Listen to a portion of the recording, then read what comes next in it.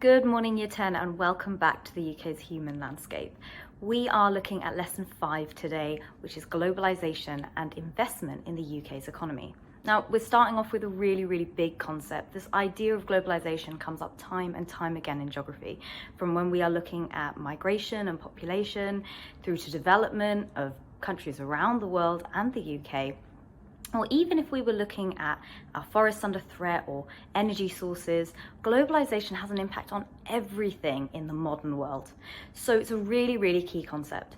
It's going to come up again, but for today, we're thinking about it in relation to the UK's economy and where our investment comes from, where our jobs come from in our economy. If you could, give it a go defining globalization in your own words. What do you think has created it? What do we really mean when we talk about globalization? And then, as a bit of a challenge to follow that up, I'd like you to have a look at this cartoon. Okay, it's a very biased cartoon. It has a very specific political message. It's quite an anti-globalization cartoon. But what is the kind of message that is being shown here? What things are quite recognizable, perhaps, from this particular logos? And what kind of scene is this? What is going on in terms of this image? Just take a moment, do the starter please, and the challenge if you can.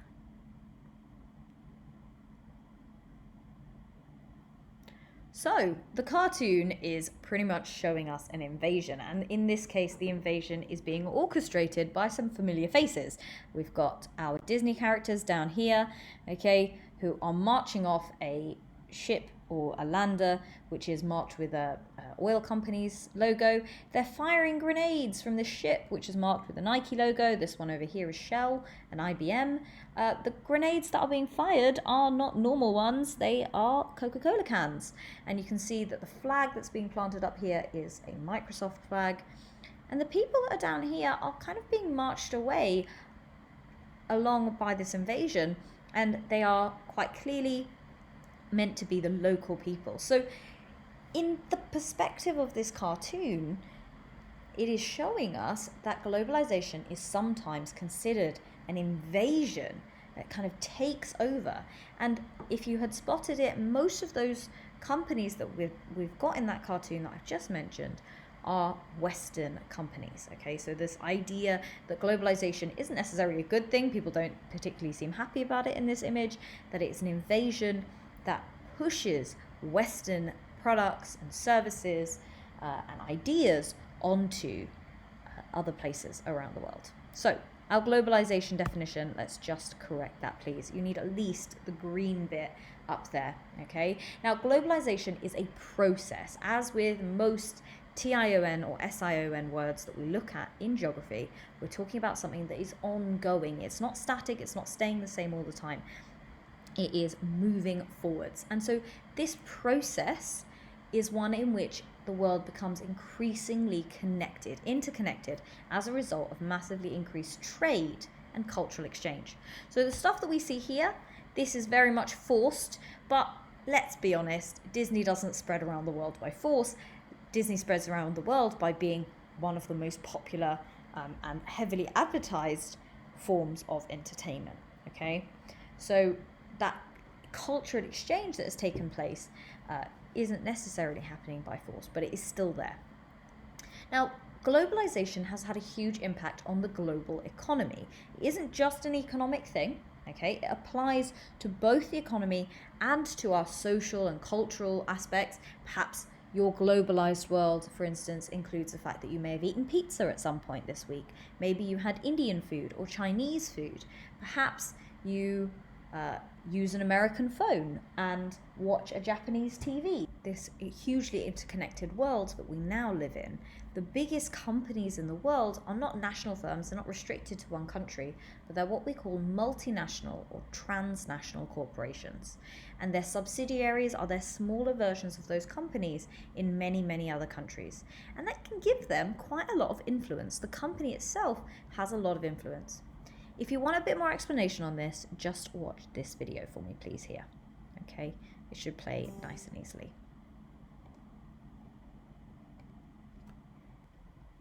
So, we're going to have a look at some different factors that are promoting or helping globalization. And in particular, I want you to think about them as much as you can in relation to the UK. Your challenge, while I go through explaining these, before you write them down, is to have a think about what effect Brexit could have on foreign direct investment to the UK. And we'll start off with actually not foreign direct investment. I'll explain that one in a moment, but we'll start off with some of these other ones. So thinking about developments in ICT and falling communication costs, and letter C here, a fall in transportation costs. Two of the major things that have improved globalization, have increased globalization, has been our interconnected world, and in particular our digitally interconnected world. The cost of communicating across continents is much, much lower than it once was, and it's much, much quicker than it once was.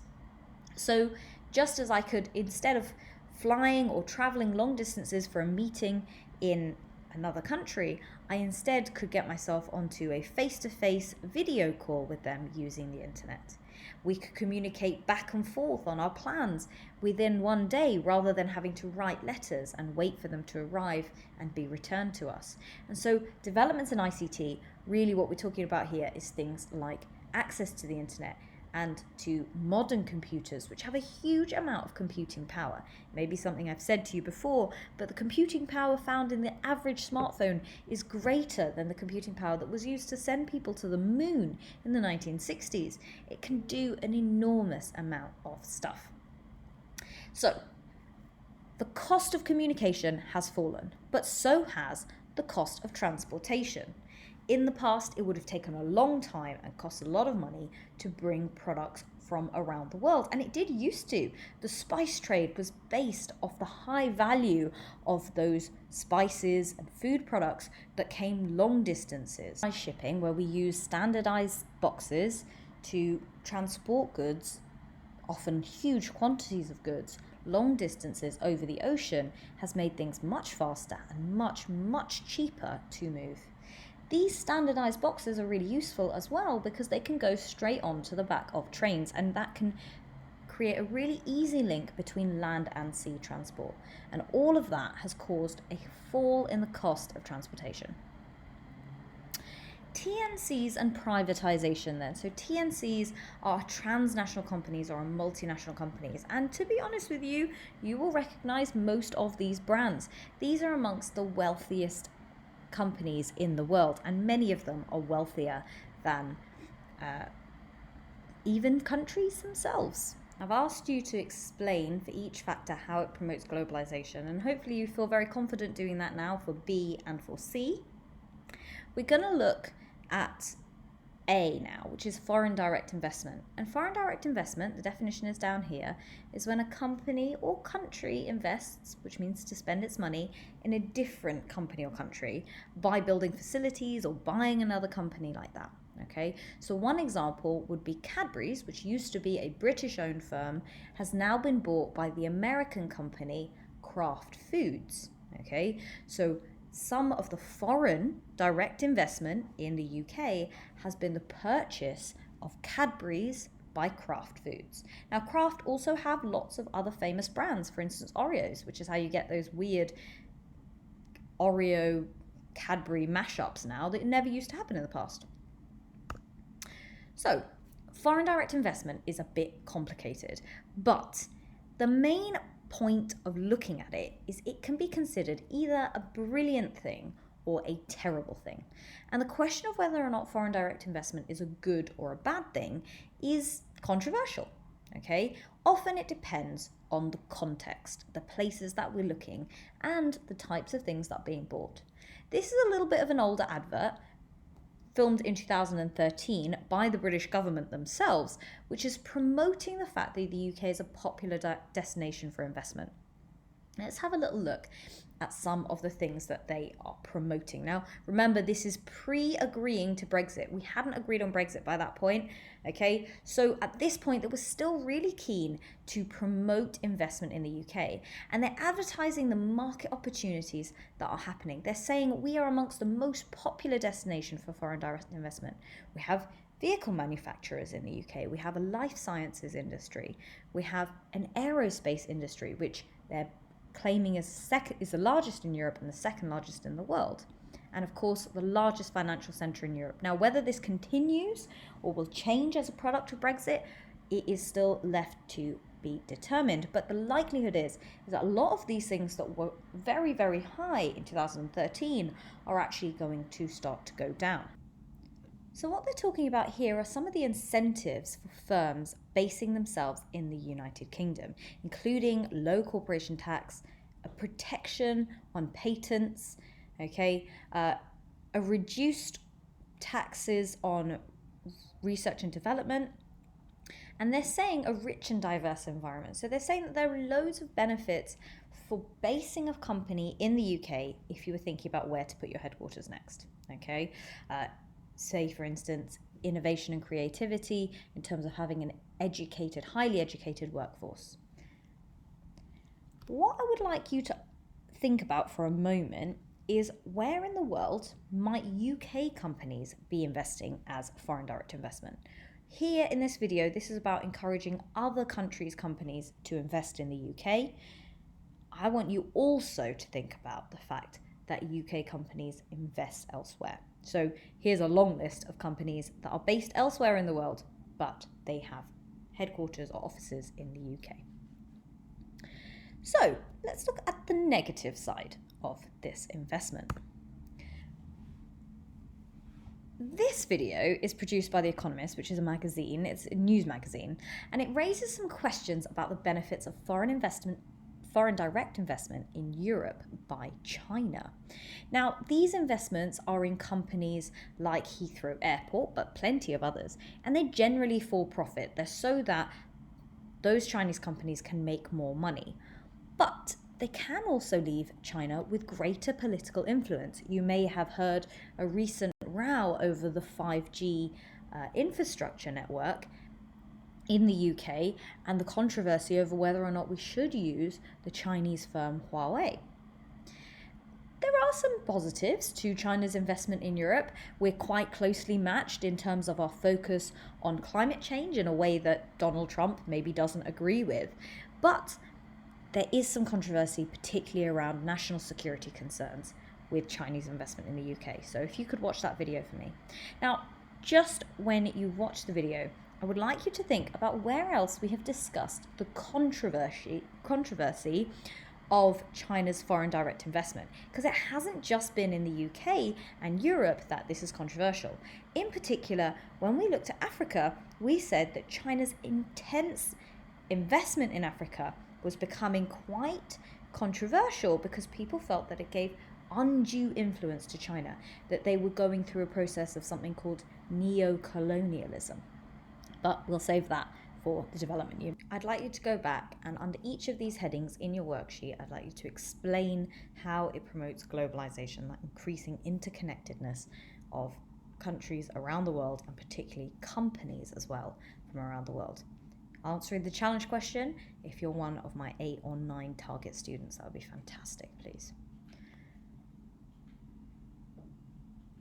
Okay, so let's have a little look at some answers then. You can green pen these, please, on your answers. Don't delete anything that you've written. I'm sure that it is valuable and I really want to read that, so please don't delete anything you've written, but just add any extra information that you haven't included just afterwards. Perhaps highlight it in green. That would be really, really helpful. Okay.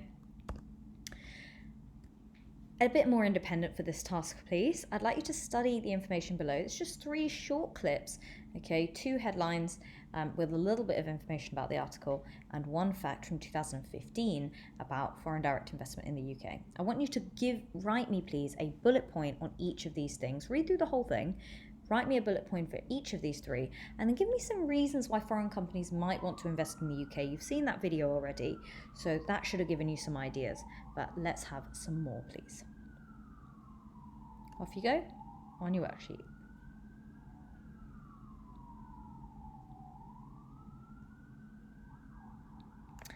In In terms of a challenge then, can you think of any other examples of transnational companies that are investing in the UK? Why are these companies investing in the UK? And I'm sure if you follow football, you can think of plenty of examples of sponsorship and investment from foreign firms. Let's look at Emirates, for instance. The Arsenal Emirates Stadium is a good example. The Shard in London, that tall building, the tallest in Europe, that is a source of foreign direct investment. Lots of different companies put money into that, including Saudi Arabia's royal family. Briefly at the product cycle and the idea of this global triad. This whole idea of globalization is not an equal thing. It is arguably controlled by this global triad, these centers of commerce, of financial power, and political power. Who would you say are going to be the most politically and economically powerful places, regions in the world? If you had to say what the global triad was, who would those people be? You probably, since we're doing the UK human landscape, you need to include Europe and the UK. But who else? Maybe you've said the United States? Maybe you've even said China. Now, in fact, China doesn't feature in the global triad. We're going to say that the global triad is the three centers dominating the world economy up until about the late 1990s. So this is a little bit of an outdated idea, but it's still relevant. It still helps set the scene for our current situation where we have emerging economies starting to challenge this status quo. That video we watched about China is controversial. The stuff that China's doing is controversial, partly because it isn't what we are used to. Okay, it hasn't been part of the global triad. Perhaps in the future, Japan will no longer be part of the global triad and the USA will be. So very broadly, the global triad is kind of North America, so the USA, Canada, or Mexico, Western Europe, so that's places like Germany, France, the UK, Spain, Italy, the Netherlands, okay, and then Japan, which was for a very, very long time, and still is in fact, one of the wealthiest per capita places in Asia. And certainly in terms of many of our development measures, it is one of the most developed places in Asia as well. So where are headquarters of the global triad going to be? If we've said the US, the European Union and Japan, where are their headquarters going to be? Great. It is going to be, of course, the USA, EU and Japan. Those are all high income countries, okay? Where would we sell the products that are going to be produced by companies that are based in here? And, if you really need some examples of companies that are based here, we're still talking Disney, Amazon, IKEA, McDonald's and Coca-Cola. These are the brands that we're talking about. So where will those products tend to sell? And because many of them are quite expensive, the answer to that is very similar to the last answer. They're going to sell in those urban cores, London and Hong Kong, or they're going to sell in high-income countries, places in Western Europe, the USA and Japan. So since so far we've only talked about these sort of wealthier, high-income countries in this product cycle, where does the rest of the world fit into it? Well, the question then becomes, for the companies, although they're based in California, New York, London, Paris, they still may not want to pay the workforces in those local areas. So we're looking for areas that have a skilled workforce that can make the products, but are willing to pay their workers less. And the answer to that is elsewhere in the world. It's newly industrializing countries, places like India, China, and Brazil, where wages are lower, but skill sets are quite high. Now, we're not saying that these are low-income countries necessarily, okay? Particularly where we want highly skilled workers or workers that speak English, that is even easier than that. Something that doesn't even need a skilled workforce. Can we pay people even less? Well, again, unfortunately, the answer is yes. Where can we get the work done at little or no cost to the company?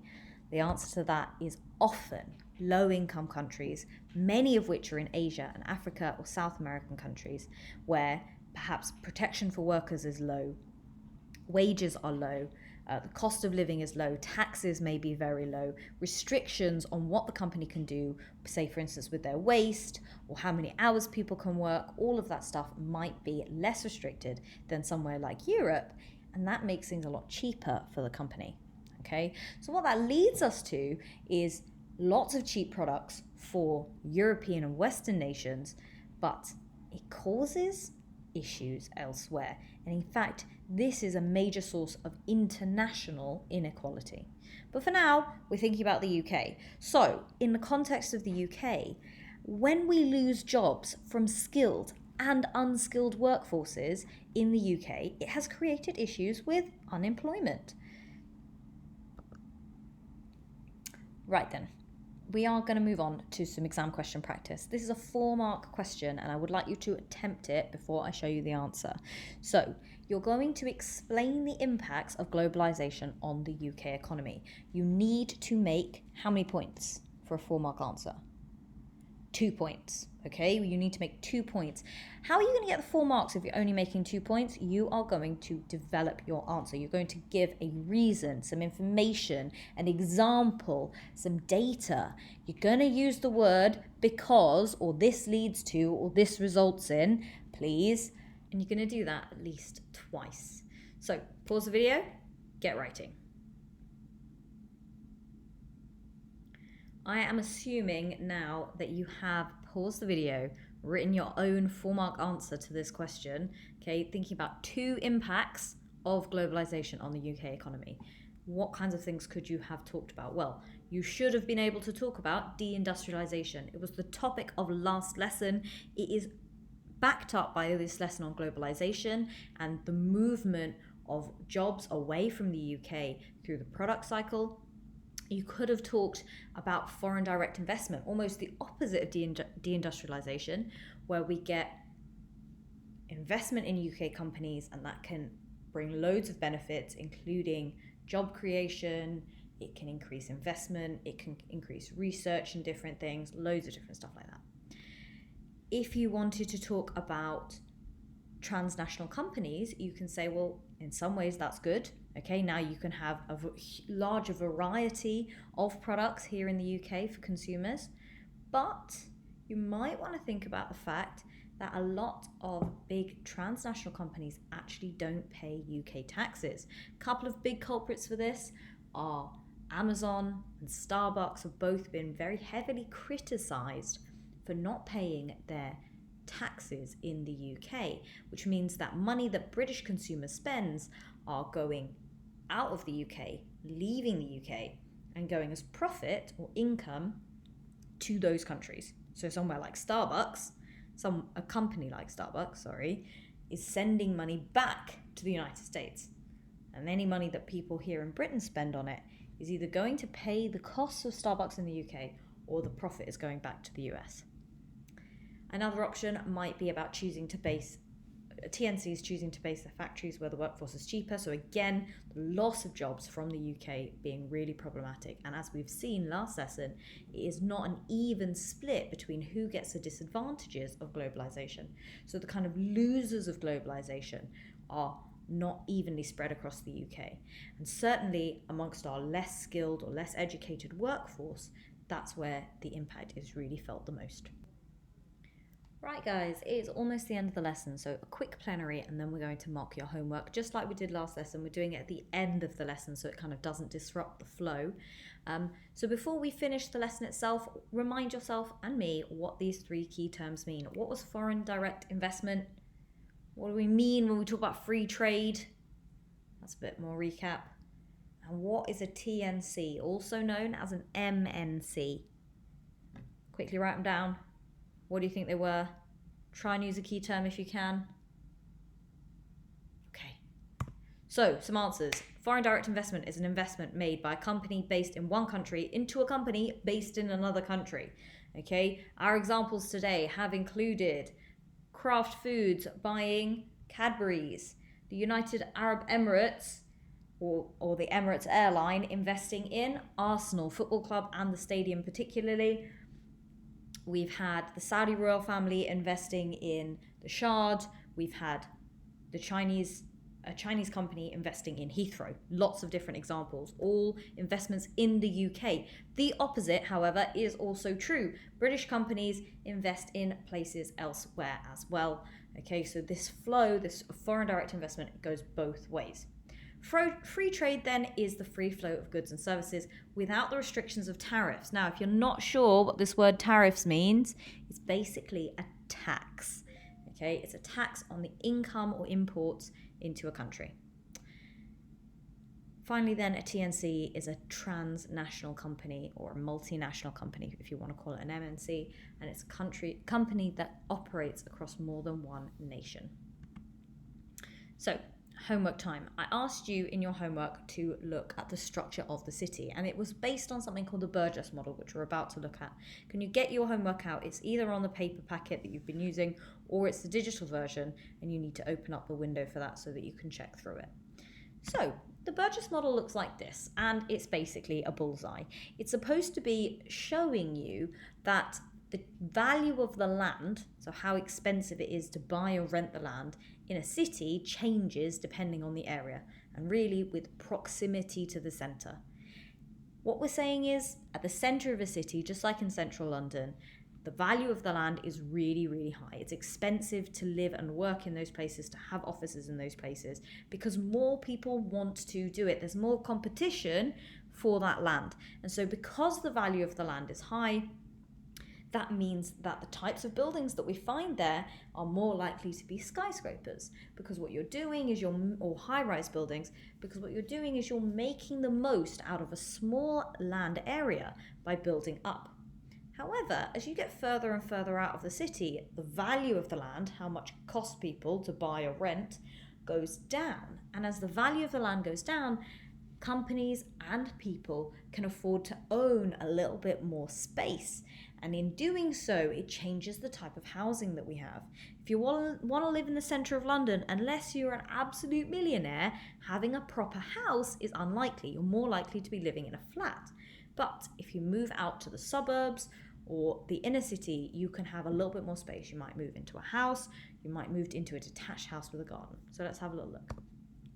So zone A is right smack bang in the middle of my bullseye.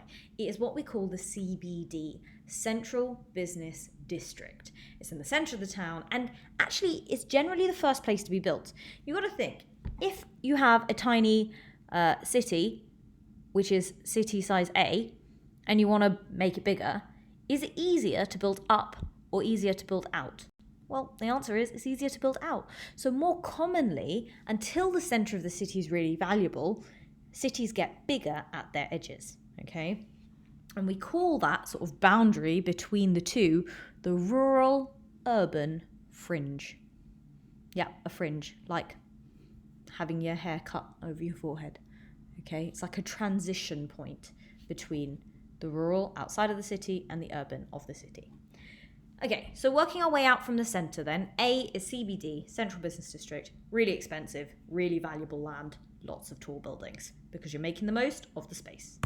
Then you've got the inner city, okay? The inner city is near to the CBD, okay? It probably used to have the factories from when the city was a lot smaller, okay? And it's got lots of housing quite close together. You've got to think, back in the past, a lot of people had to walk to work. There wasn't huge amounts of public transport that could take people long distances. Not everybody had their own car. So actually, you needed to live quite close to the city in order to be able to walk into it to go to work. Okay, so a lot of the houses here are either flats or apartments. Some of them might be terraced houses really close together. Next, we've got the inner suburbs. Zone C is kind of where we live, in fact. Wembley is pretty much what we would consider the inner suburbs. A lot of the houses do look like this. They've got quite a bit of space. They've got space for a drive. They have probably got gardens. They might be semi-detached houses. But a lot of our British cities have been built up in the 1920s and 1930s. So those are the kind of places that were developed then. And you can tell partly by the architecture. Okay. At that point in the 20s and 30s, transport was getting much better, so people could live a bit further out of the city, okay, and travel or commute into work. When we get to our outer suburbs then, our sort of very edge of our cities, people have got lots of space. A lot of people will be living in detached houses. We'll see a lot more green space. The other thing that you find is generally, if I say, oh, I'm going into town to go to the shops, I'm talking about going into central London.